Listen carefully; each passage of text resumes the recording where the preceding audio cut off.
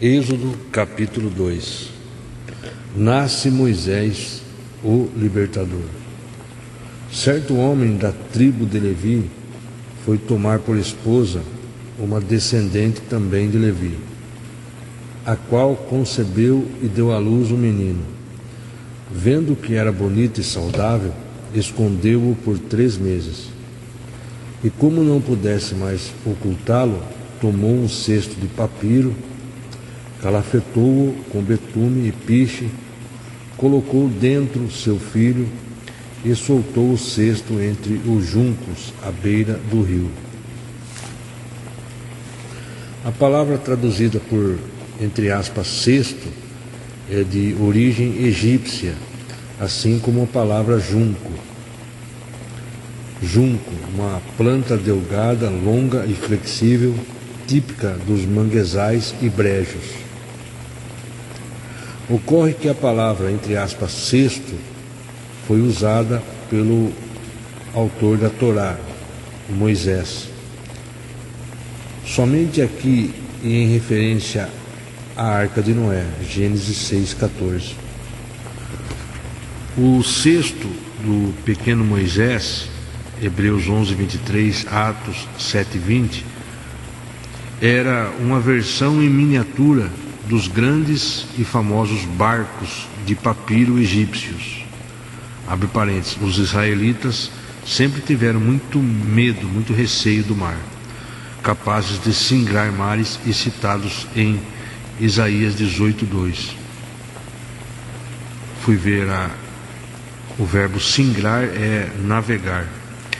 O termo, entre aspas, junco, faz parte do nome próprio do Mar Vermelho, em hebraico, Yam-Sup, isto é, Mar dos Juncos. O nome Moisés também é de origem egípcia e significa, entre aspas, nasceu, e aparece na maioria dos nomes faraônicos como segundo elemento. Já em hebraico, o nome Moisés há um jogo de palavras, o nome Moshe, trocadilho com Mesithu, eu tirei das águas. Fica parecido com o verbo, entre aspas, tirar, o que enfatiza seu salvamento providencial das águas do Nilo, além de fazer alusão ao grande livramento que Deus operou por meio de Moisés no Mar Vermelho. Continuando, versículo 4. De longe, uma das irmãs do menino observava o que lhe ia acontecer. Entre mentes, eis que a filha do faraó desceu para se lavar no rio, enquanto suas criadas andavam à beira do rio. Ela percebeu o cesto entre os juncos e mandou uma das suas servas apanhá-lo. Abrindo-o, viu a criança, era um lindo menino e chorava. Enternecida, declarou: é filho dos hebreus. Então a irmã do bebê aproximou-se e sugeriu à filha do faraó: queres que eu vá e te chame uma mulher dos hebreus que possa criar essa criança? A filha do faraó prontamente respondeu: sim, vai. Partiu, pois, a jovem e chamou a própria mãe da criança. Então a filha do faraó orientou-a: leva este menino amamentando-o para mim, e eu te darei a tua paga. A hebreia imediatamente abraçou o bebê e o criou. Versículo 10. Quando o menino cresceu, ela o entregou à filha do faraó, a qual o adotou e lhe pôs o nome de Moisés, justificando: eu o tirei das águas. Eu fiz algumas anotações aqui no caderno. O ensino, quando a pessoa fala, ela está se justificando, ela está provar a inocência dele, tornar justo. Então, quando o menino cresceu, ele o entregou à filha do faraó, o qual lhe adotou e lhe pôs o nome de Moisés, justificando, falando: eu o tirei das águas. Continuando, Moisés mata um egípcio e foge. Versículo 11.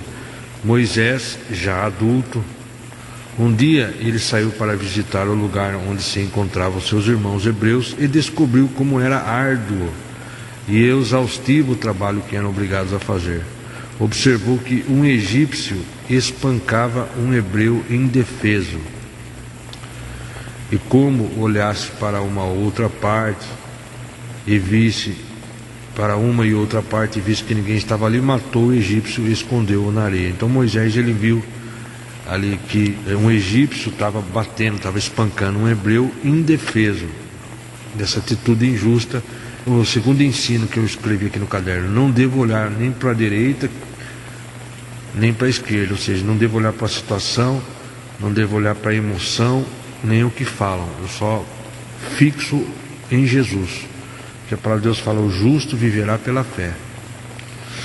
Aí, e como olhasse para uma e outra parte e visse que ninguém estava ali, matou o Egito. Então ele olhou para a circunstância, ele olhou de forma carnal, então ele foi dominado. Então, no caso, ele cometeu ali um assassinato. Continuando, então toda vez que nós tiramos os olhos de Jesus, nós estamos em perigo. Estamos olhando para a situação, estamos olhando pela nossa emoção, o que as pessoas falam, a situação. Não interessa olhar fixo em Jesus, o autor e consumador da nossa fé. Está entendendo? Continuando, e como olhasse para uma e outra parte e visse que ninguém estava ali, matou o egípcio e escondeu na areia. Ok, versículo 13.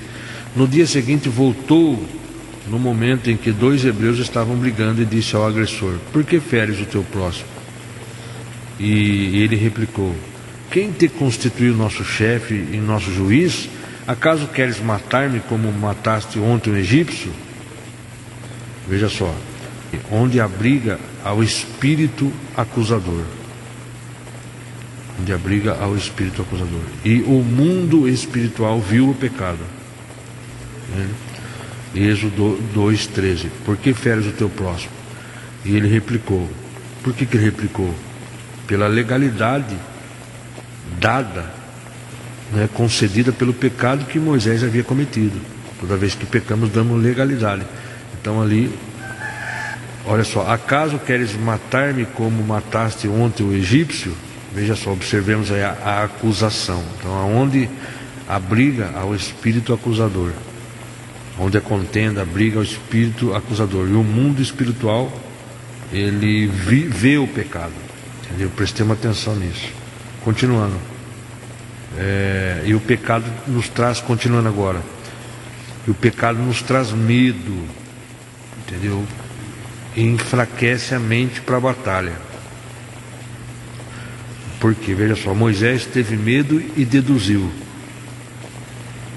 abre aspas, com certeza o fato já é de conhecimento público.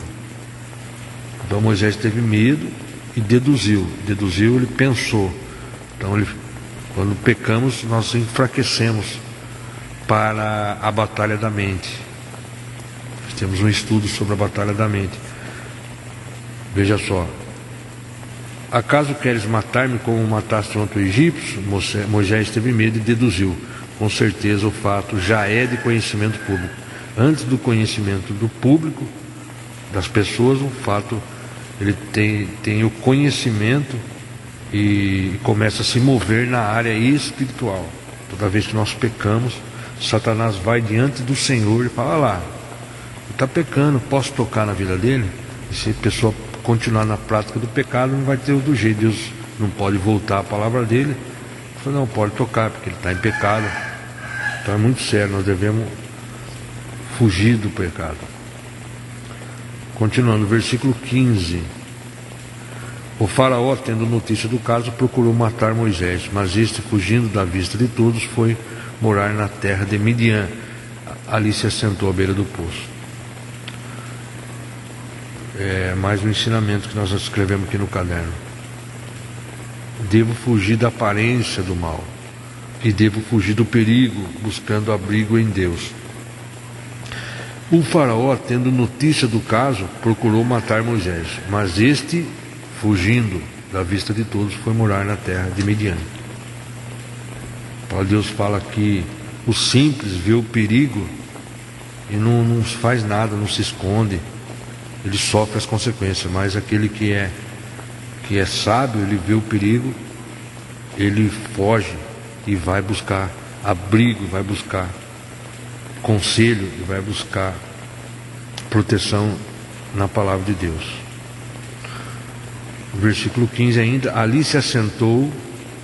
Quando a gente se assenta, a gente vai se aquietar à beira do poço. O poço aqui remete a o poço tem uma fonte de água, correto? Então o ensino: devo me alimentar de uma fonte, de um poço, de forma confiante e quieto. Na nossa vida, devo me alimentar diariamente de alguma coisa. Então vou me alimentar de Jesus. O que Jesus fala, eu me alimento, e não do que o mundo fala, e não do que a carne tenta nos impor. Versículo 16. Ora, um sacerdote de Midian tinha 7 filhas. Elas foram buscar água para encher os bebedouros e dar de beber ao rebanho de seu pai. Alguns pastores aproximaram-se e começaram a expulsá-las dali. Moisés, porém, partiu em socorro delas e deu água ao rebanho. Você veja só o ensino: levantou e defendeu, levantou e socorreu. Do que? De uma atitude de injustiça. Então nós devemos ter sede de justiça, sede de fazer o que é certo. O versículo 17: começaram a expulsá-las dali. Moisés, porém, partiu em socorro delas e deu água ao rebanho. Observemos que ele não brigou com as pessoas, não. Ele deu água ao rebanho. Ele fez o necessário. Continuando, versículo 18. Quando as jovens voltaram a seu pai, Reuel, Jetro é o mesmo nome. Este lhes indagou: por que voltastes mais cedo hoje? Responderam: um egípcio nos livrou da mão dos pastores, e além disso tirou água conosco e deu de beber ao rebanho. Onde está, pois, esse homem? Inquiriu o pai. Por que o abandonastes lá? Convidai-o para que venha e coma conosco. Então, depois que Moisés defendeu, socorreu de forma inteligente, de forma sábia, ele não precisou brigar, ele não contendeu, ele simplesmente deu água, ok? Próximo ensino aqui, anotado aqui: toda obediência, entre aspas, ato de justiça, tem sua consequência. Versículo 2:20. Convidou-o para que venha e coma conosco. Continuando. Então Moisés aceitou o convite, concordou alegremente também em morar na casa daquele homem. Este lhe deu por esposa sua filha Zípora. Ela deu à luz um menino, a quem Moisés deu o nome de Gerson. Gerson tem um significado de estrangeiro. Justificando: sou imigrante em terra estrangeira. Ou forasteiro, aquele que não pertence à terra, ou aquele que não pertence à terra ou ao lugar onde se encontra. Nós também somos forasteiros aqui onde nós vivemos. Nossa terra é o céu, é onde está Jesus. Onde ele estiver, eu quero estar para sempre. Continuando. Muito tempo se passou depois disso. Morreu o rei do Egito. Os israelitas gemiam e rogavam por socorro divino debaixo de uma escravidão, e seu clamor subiu até Deus. Veja só, devemos fugir da escravidão do pecado. O pecado escraviza. Devemos combater nos enchendo do Espírito. Devemos arrepender. Quando a gente arrepende-se, o clamor sobe. Eu escrevi aqui: arrependa-se que o clamor sobe. Versículo 23. Os israelitas gemiam e rogavam por socorro divino debaixo de uma escravidão, e seu clamor subiu até Deus. Versículo 24. Ouviu Deus o lamento do povo e lembrou-se da aliança que fizera com Abraão, Isaque e Jacó. Deus não volta para trás o que ele falou. Deus não volta para trás o que ele disse. E ele também ouve o clamor do crente sincero, daquele arrependido sincero. ouviu Deus o lamento do povo e lembrou-se da aliança que fizera com Abraão, Isaque e Jacó. Deus é Deus de aliança. Deus falou, Deus não modifica a palavra dele. O que Deus falou está falado. E ensino, Deus está observando nossa situação, Deus dá atenção aos nossos sofrimentos. Êxodo 2:25. Deus observou a vida dos israelitas e contemplou a situação deles. Versículo 25. Deus observou a vida deles e contemplou a situação deles. Desta mesma forma, Deus sempre está observando a situação e Deus dá atenção aos nossos sofrimentos. Muito bem, nós concluímos a leitura de Êxodo capítulo 2. Se assim Deus permitir, amanhã estaremos lendo o capítulo 3. Todas as nossas dúvidas nós encontramos resposta aqui na palavra de Deus. Glória a Deus por isso. Por isso devemos ler, buscar entender e aplicar em nossas vidas diariamente. Deus nos dê força para isso. Em nome de Jesus. Amém.